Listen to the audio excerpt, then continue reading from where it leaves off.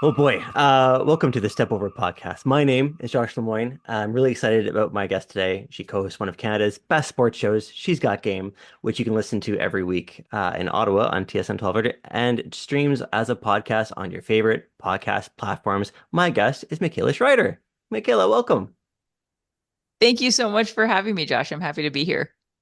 Now, Michaela, I always ask my guests like how they are to start the show, and it's a formality. It's what you say. But we're recording Wednesday shortly after the Canada-New Zealand Olympic Games, so I really mean it more than I usually do. Like, how are you doing, Michaela? Well, my blood pressure has come down for Yeah, sure. yeah. You know what? A win really helps and definitely helped in this case. So yeah, Canada walks away with a win. I'm definitely calmer than I was 2.5 hours ago. The bigger question now is how are my dogs? Because they don't do Oh well when boy. I'm stressed watching sports, and they're still very anxious. There was a few yells, I'm guessing. Just a few. And this is Yeah. like this I need help, but like I it's game one of group play and I'm already like this is gonna be a long tournament. I mean, in fairness, we were all like super amped up. Like, I don't know how much you were on social media, but my heart rate in the last 2 days has just like been like a roller coaster. Honestly, like it's definitely not a normal tournament, right? It's not a normal start to the tournament for Canada and Canadian fans. And all the excitement and normal like anxiety that comes with a game, I feel like was I don't know if it was just so different given everything that's going on outside of the actual play itself. And I found that like I was not only nervous, but like I, I just felt so bad for these players. And like that's the prevailing kind of feeling for me as a fan is just going into this New Zealand game, it almost felt like there was no winning scenario for them. Either they win and they're accused of cheating or they lose. And either way, it felt like kind of a lose-lose situation. But they won and we can now go from here. Like in the back of my head, I know that there's like FIFA and like I always see something coming, and I'm just gonna ignore that for now Same. until I see it on social media and my heart rate skyrockets again. So that's a future Josh problem. So Exactly. We'll deal with that um later. so you and your co-host Vanessa Sanchez are hosting a watch party at Glebe Central Pub on Sunday, July 28th to watch Canada and France play their Group A Olympic match. And that's sort of what initially prompted me to ask you on the show. But since then, like so much has happened and it's hard to know where to start. So I'd like to start us off just kind of like getting to know you a bit. And this is a soccer show. So I want to ask first, like, what was your earliest introduction to soccer? Oh, great question.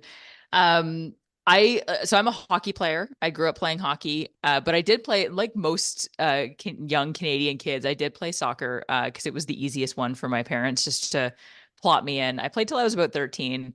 Um, Stopped playing and like never really had a connection to the game until again, like most Canadians, London 2012, the Oh boy. semifinal game against the US. I remember I sat down to watch that game.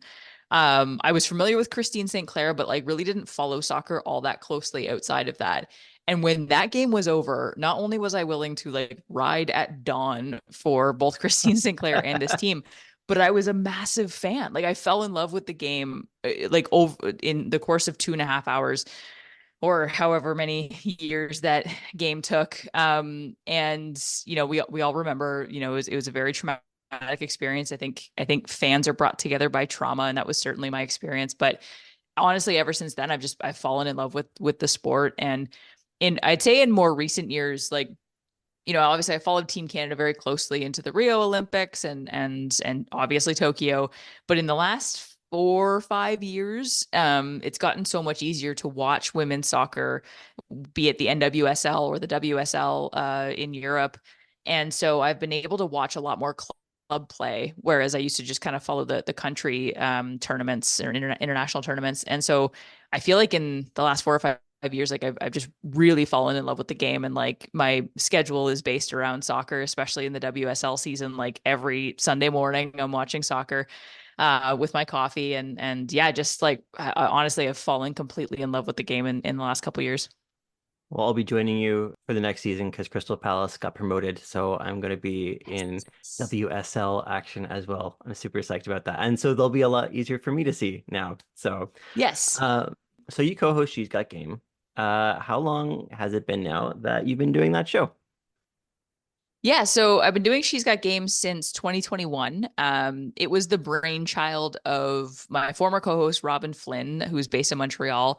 I had been on TSN 1200 for a couple of years at that point. I used to have a show called That's What She Said, and then I just kind of like filled in here and there. Especially when the pandemic hit, we lost the show, and I just did fill in stuff on the drive or the morning show every now and then. And then Robin had pitched this idea of a show dedicated completely to women's sports to her producers in Montreal.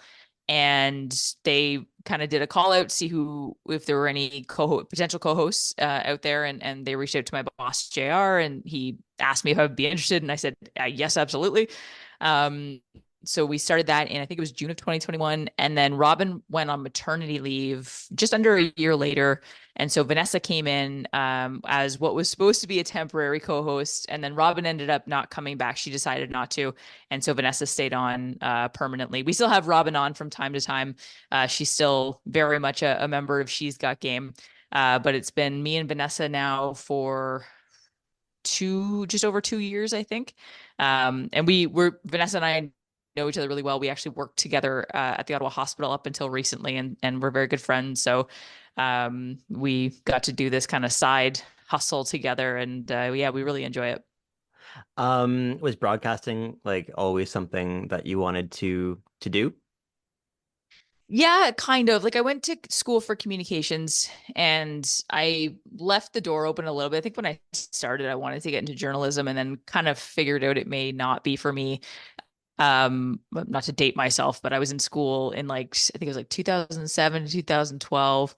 So there's a lot of transition in the media landscape around that time, and it just felt like maybe now's not the right time.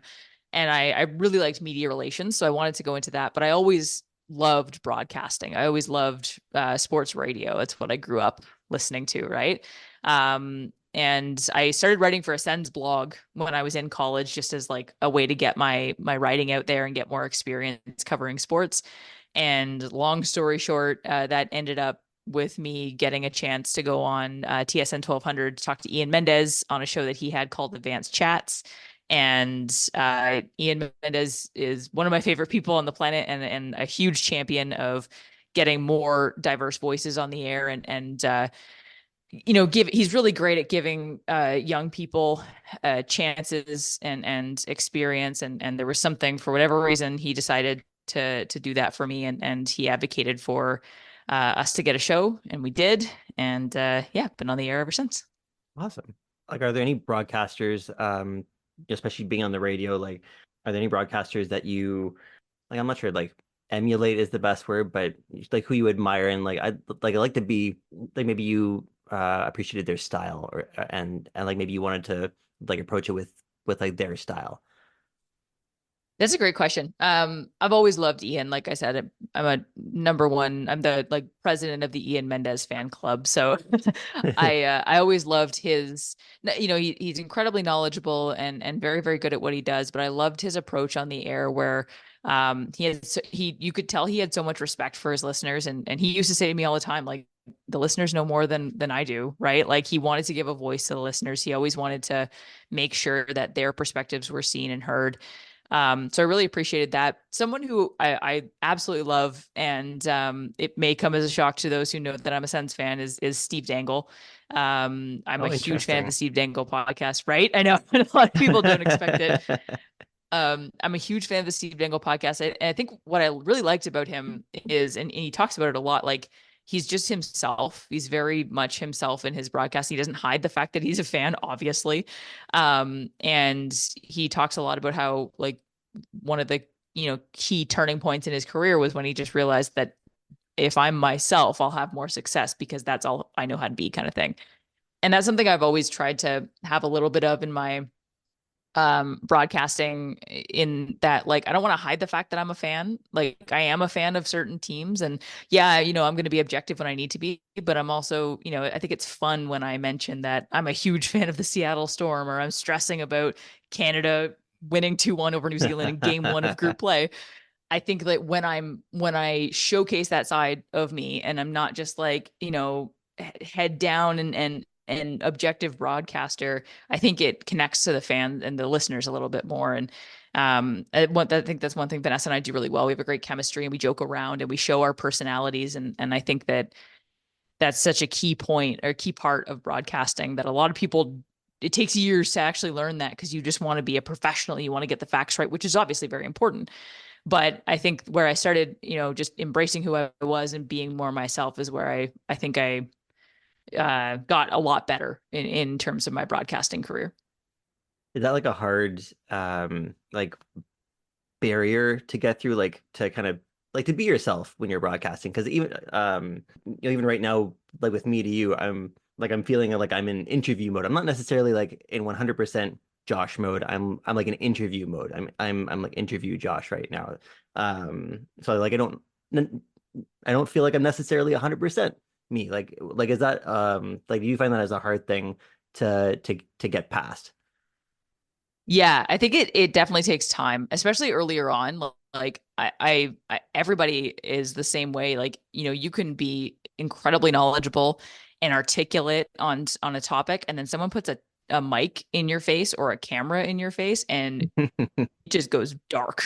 Yeah, Like yeah. it takes so long to get used to just the idea of talking into a microphone and people listening. I think being on live radio was a huge like I remember we went from recording to live with That's What She Said, and it was like a game changer. I was like, whoa, people are listening right now. I can't screw up. Like if I screw up, I got to keep going.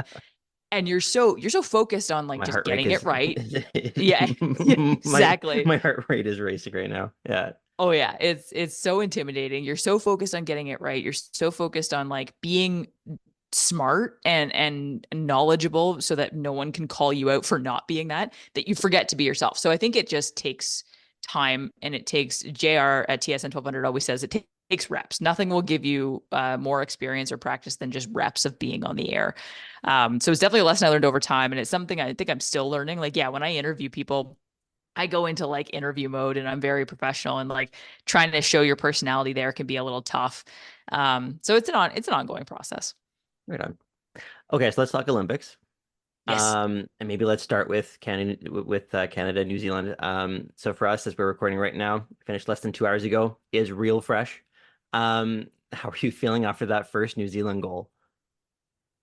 Oh my God. As soon as it went in, like I I am a bit of a, what's the word? Like I catastrophize a lot when I watch sports. Like going back to the gold medal game in Tokyo when Sweden scored that first goal, I was like, well, silver medal is fine.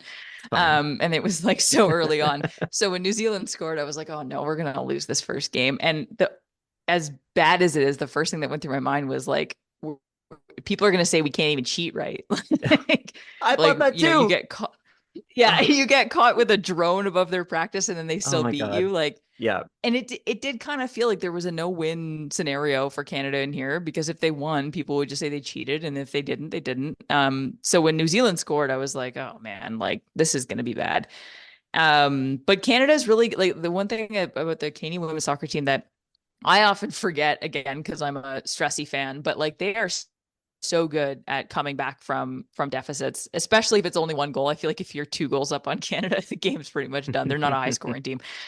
But typical Canada fashion, literally last minute of the first half, Chloe Lacasse gets the goal. It's always Chloe Lacasse. She's so clutch.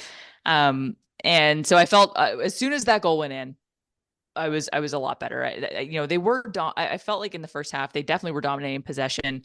They were playing really well. I think again, typical Canada. They're not great on the attacking. They're not very aggressive towards the net, and they don't have that killer instinct. But they were playing at least the Canada game we know and love. So I was feeling a little bit better after that. But again, there's no. This team just doesn't know how to play like a non-stressful game. So I was very, very stressed when New Zealand scored, but happy that Canada managed to get one back and obviously get the win. Were there any like standout performances that like maybe caught your eye? Definitely Chloe Lacasse. I think she's always, anytime, again, Canada doesn't have that killer instinct, but I feel like she's one of the few players on the team who does a really good job of attacking and pressing the net. And she's going to get one eventually. Evelyn Vienne got the second goal, which was amazing, but the pass from Jessie Fleming was incredible. And I thought Jessie Fleming looked really good. She made a lot of really smart decisions, whether it was, forcing a corner kick or her through balls are just so good. So I'm a huge fan of Jessie Fleming and love watching her play. I was surprised that they didn't start Becky, but as soon as she got on the pitch, I thought that she was fantastic. And again, she is one of the few players on Team Canada who is so great on the attack and really, really great. She's so fast. She had a few breaks where she just like absolutely charged down the pitch and got a shot, which felt like something that was so difficult for this team. So I really liked Janine Becky's game. I hope that we see more of her in the next one. I don't know why she didn't start. Maybe there was something in the lead up to the Olympics that coaches didn't like, but I hope that we get to see her start in the France game. Maybe there's something in the drone footage. What? Hey, you said it. So on that note, the lead up to the match was interesting. If you're listening to this podcast and you haven't heard what happened, I don't believe you. You can't be listening to this and not know what happened. That's just impossible. I have a feeling it'll be a topic on the next She's Got Game as well. But we've had like a few days now to absorb and think about dronegate. And there's a lot to unpack. We won't get to most of it. But my immediate reaction when it started to become clear, oh, I think this staff members involved, they were trying to cheat. I was angry and I was confused. And especially because there's other coaches who have been interviewed or I've spoken to that and they'll kind of say beyond being morally wrong, there's not very much competitive advantage you can get from spying like that. So there's frustration coming from what was even the point? Is that sort of where you're at right now on it, or do you have another view? I mean, I'm a New England Patriots fan. I thought all teams did this. Just kidding. I very much the same in that the first thing I thought and really still think now is I'm going on the assumption that the players didn't know. I think it's safe to say the players didn't know. Yeah. And what really sucks is that they're the ones who are ultimately going to suffer, right? They didn't have their coach for the first game. There's now support staff who are not with the team anymore. And no matter what happens throughout this tournament, they've got this, pardon the pun, they've got something hanging over their heads for the rest of the tournament. And that no matter what, if they win, everyone's going to call them cheaters. And if they don't, everyone's kind of cheering against them anyway. Yeah. Right. So the players are ultimately the ones who suffer. And that's what was really frustrating for me. And to your point, what was the point? They didn't what are you going to gain from that footage? It clearly wasn't something that the players knew about. And now they're the repercussions are clearly very great. So what was the point of this? And was it all worth it? And it just felt like such an unnecessary, silly thing to do and get caught up in that now, unfortunately, just dominates the conversation of this team's tournament. So, I'll just ask one more question on this. Do you think there's any way Bev Priestman stays on as a head coach after this? Such a good question. I mean, there's been a lot of criticism or question marks around her answers to certain questions of whether or not she knew. I think she said something to the effect of, she didn't direct them to do it, but when she was asked of whether or not she knew this was happening, I don't think she ever point blank said no. She And didn't she kind say of no. gave a little, there was a word salad answer that ultimately didn't really say much, which that's a big red flag. I think it's going to depend on obviously the results of the tournament. Let's say Canada wins gold. I think she's probably safe, but if they don't, it's honestly, I don't know what will happen, but I think that, after the World Cup, there were a lot of questions of whether or not she would stay on as coach anyway. And Canada's been very good since the World Cup, despite not being good in the World Cup. But I think that she saved her job in Canada's performance throughout the fall of last year and then through the spring this year. But at the same time, we're not very far removed from a World Cup in which Canada very much underperformed and did much worse than expected. If they do the same in this tournament, that's two major international tournaments in a row where that happened, plus this drone gate situation. I can see Canada Soccer using that as an excuse to make a change. At the same time, if they perform in the World Cup, how do you let go of a coach who wins gold? So again, it's I think the one thing working in Bev's favor is how quickly she I'm assuming, if we're taking words at face value, like, she stepped aside for the New Zealand game and how quickly action was taken. I feel like that's a good sign in terms of her taking it seriously. But this is a very embarrassing thing for the program. So I can definitely see, some hard conversations being had after this tournament. I do wonder, like, if a lot will depend on like what the FIFA and the IOC repercussions are, because like if those are kind of like, I don't know, minor sanction or something that just like doesn't seem like a huge deal, then like it's like the Olympics are just starting. Like the world is probably going to forget about this if the FIFA and IOC reactions aren't huge, then That's fair. like it might just get lost in the news cycle. And like I wonder if that might save Bev if there's a good performance, in this tournament. But like I wonder if, there's a really big reaction from FIFA and the IOC. Like I wonder if she even makes it through the tournament, I don't know. I guess That's like a this very good next, point. yeah, like I guess there's the next I don't know, the next time my social media notifications blow up. I guess we'll see. We'll know. Yeah. Okay, let's move on to something more fun. NSL Ottawa, a social media post went out Tuesday that looks like a branding announcement is pending. So my first question to you, Michaela, is what do you know about this team? Because I literally have zero details on who or what this team is, who's behind it. I got nothing. I hate to say it, same. I I don't know much about who's running it. I've asked some folks around OSEG to see, because I know OSEG's not involved, at least from an ownership standpoint. The league owns the teams, but I figured they were probably going to be playing at TD Place. And I asked around, and really all I got was like what's been said publicly, and that they're probably going to be playing at TD Place. I know Diana Matheson confirmed that. I don't know who's behind the team at this point, and like from a management standpoint, from coaching, or even like media relations. I know nothing. I've been trying to get on the media list. I still haven't gotten anything. All I have is that social media post that they put out. And I was like, please don't drop before or after Thursday when we record, which we're an We hour have a away few from more recording. hours. She's Yeah. got Okay. game now. Yeah. Okay. One more hour. Okay. Like time is ticking. And I feel Yeah. I know, knowing my luck, it's going to be tomorrow at 10 a.m. when the show's already recorded. So, but it's very exciting nonetheless to know that information is coming. I'm so happy that Ottawa was on the list of teams to get on the list of cities to get a team. I think they deserve it. I think they've proven through the PWHL, they've proven through Athletico. There's an appetite for women's sports. There's an appetite for soccer in this city. And I'm really excited to be able to watch women's soccer live in under a year here in Ottawa. So exciting.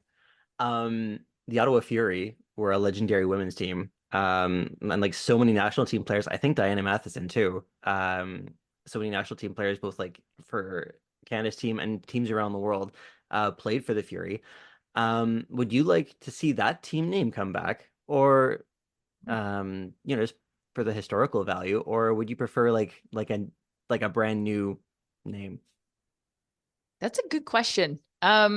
I like the idea of bringing back something historical, and like I know the Ottawa Fury, like the men's team was here for a while too, so it's a name that the city is familiar with. At the same time, if they wanted to have a fresh start and create something new going forward, I also wouldn't be against that. In soccer, and I know this was a big conversation with the PWHL Ottawa, but like I don't think that names are necessarily as important. Like sometimes like TFC, for example, like, Mm, Ottawa FC, I'd be happy with that. FC sure. Ottawa, something like that. Like Yeah. I'm not overly I feel like soccer names you get a lot more leeway with. If you have a name, great. If it's just something football club, cool. No one really bats it's kind of like what they're used to. This is a really like weird and nitpicky thing, but I also in soccer love collective nouns as names, like whether it's the Fury or the North Carolina Courage or the Houston Hmm. Dash. Like I love those singular name. I don't know why, but something about that just like really speaks to me in soccer. So if they do have a name, I'm hoping that it's a collective noun, but that is something that no one else is thinking about. Interesting. Do you like it in hockey as well? Because the old like the women's team that like won those world championships like 100 years ago was the Alerts. But Mm-hmm. like the big rumor is that the new team is gonna like honor that, but they'll be the Alert. Do you prefer Alerts or Alert for hockey? Alert. I really liked it. You I do? remember when those Okay. names, yeah, when PWHL, when those copyright names were released, and I think every team had that same collective noun, like singular Yeah. name, and I loved it. I don't know what it is. There's something about that I just really like, whether it's soccer or Interesting. hockey, evidently. There's something about that that's really cool. Okay, right on. I mean, I'm on board either way, but Yeah, no one cares about it. It's not even so, and it's not like a hill I'm willing to die on. It's just like, yeah. I think it's so cool. Um, so did Diana Matheson confirm that TD Place was going to be the venue or that it was a likely venue? I can't remember what her exact words were, but I know she said something on TSN 1200 about playing at TD Place. Okay. I can't remember if it was like definitive yes or like that's the venue we're looking at. I would assume that's probably it. The infrastructure is there, the field is there, the stands are there. I know Team Canada obviously came through, was it 2021 and played a game there. So Hmm. I think that why not use existing infrastructure? So I'm hoping that's where it is. It's a great location. So but yeah, I can't remember exactly what her words were. Okay. So the NWSL and the WSL, like they're probably like the top two women's leagues in the world at the moment. Do you think it's realistic to expect this league to contend in terms of quality with those leagues within 5 years?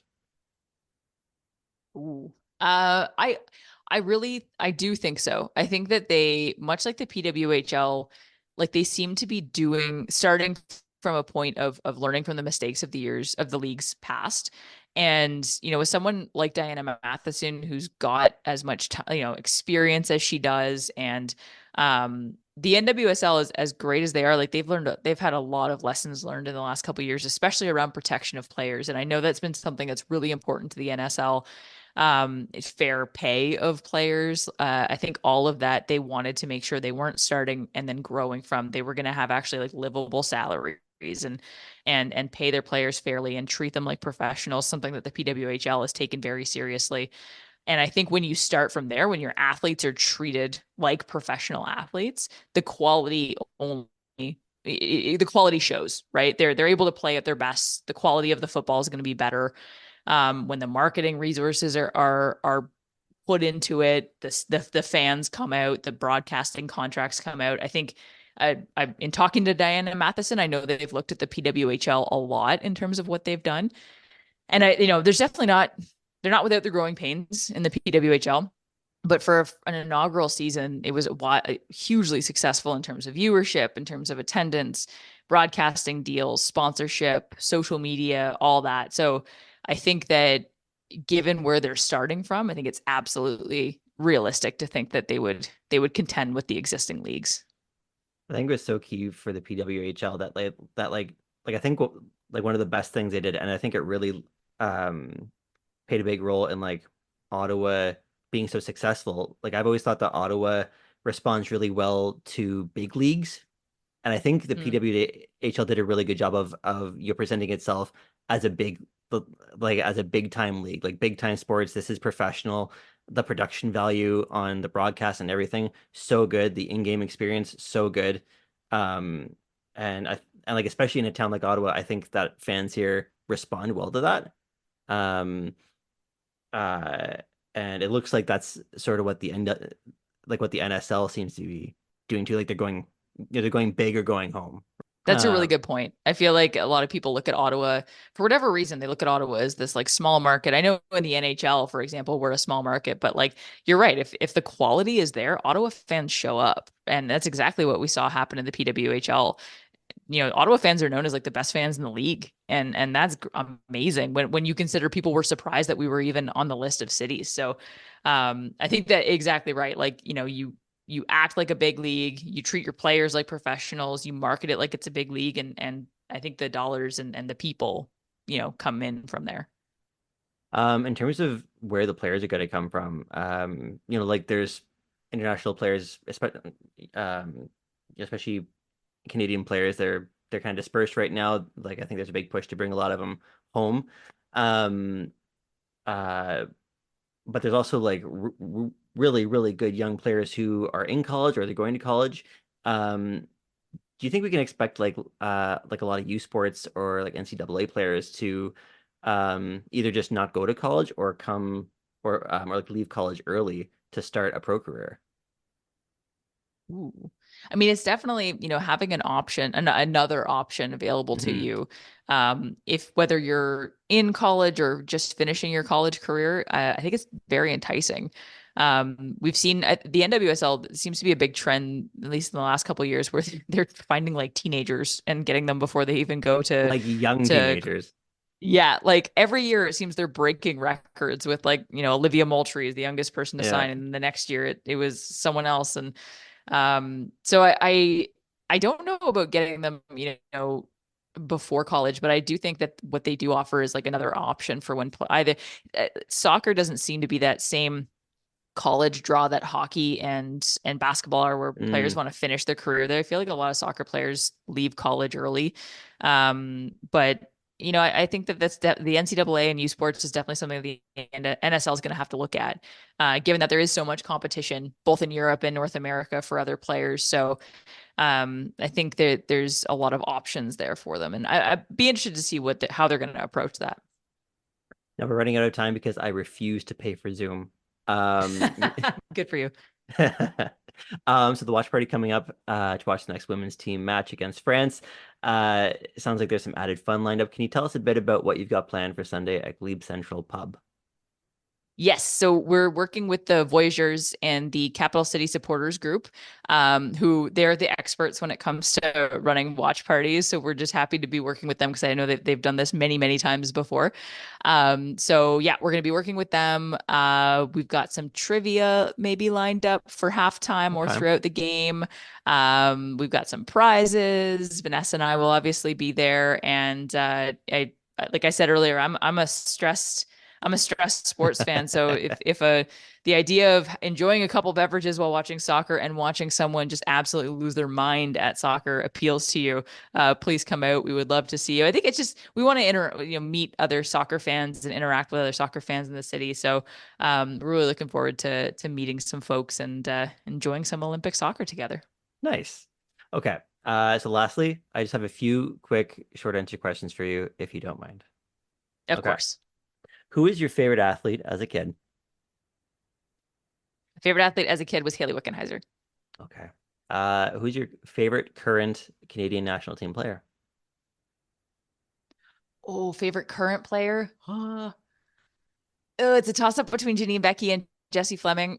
I'm gonna go with Jessie Fleming, but it's very, very close. I love them both. Okay. Favorite national team player of another country? Now that Megan Rapinoe is retired, this is much harder. And I will admit, I'm a massive Megan Rapinoe fan. Please don't come at me. Um, uh, Probably someone from England because I watch, Sam Kerr from Australia. Sam Kerr. Okay. I absolutely love Sam Kerr. Favorite club team in the world? I'm a big Portland Thorns fan, but I will admit that I like jumped on the bandwagon in and around the pandemic when I started following the NWSL much more closely. But love the Portland Thorns. Also a big Chelsea women's fan. I don't follow the men's team quite as closely. I don't think they're as good, but a huge Chelsea fan. They're not as good. It's not worth it. No. Um, Cake or pie? Can I ask what kind of cake or pie? Do I get to choose the flavors? Oh boy. I'm gonna go Sure. cake. Yeah. Like Yeah. Okay. it may be boring, but like a rainbow sprinkle cake with like vanilla icing, a little Oh, bit of hell vanilla yeah. icing. I'm not a big icing fan. That's I don't remember the last time I had it, but like that is a game changer for me. Fantastic. Okay. Uh, chocolate, vanilla, or strawberry as like a flavor. If we're talking ice cream, Let's go there with is ice cream. no more if there's no more underrated flavor than strawberry. Strawberry Right? is the absolute goat and is so tasty and no one gives it the respect it deserves. And like refreshing. So refreshing. It's like having a refreshing drink or like it quenches your thirst. It's lovely. What's the better halftime snack? Watermelon or oranges? Probably oranges. That like harkens back to my like playing minor soccer on Team Red. But definitely orange slices. Okay, I have so little time and I can't believe I have to fit this last one in. If you could choose one thing to happen, which would it be? Would you rather that Canada repeats as gold medal winners at the Olympics, or would you rather spend an entire day at a theme park with Sue Bird and she has a good time, like you don't embarrass yourself and she enjoys your company? Josh, what the hell? You I, have 70 seconds. oh no. Oh my God. See, whatever I answer is gonna come back to haunt me because oh my God. Oh my I God. knew this would be Listen, good. listen, Canada, I got to see Canada win gold, and it was one of my favorite Okay, memories of all time. And I really do hope it's repeated. But the idea of spending a day with Sue Bird where she actually has fun and like likes me afterwards, I can't pass that up. that's fair. That's I get life it. changing. I get it. I get it. All right, Michaela, this has been a pleasure. Hopefully we can do this again. Thank you so much for your time, and we'll see you at the Thank you watch for having party. me. Yes, Absolutely. absolutely. Yeah, thank you for having me. I really enjoyed it, and I'm happy to come back anytime.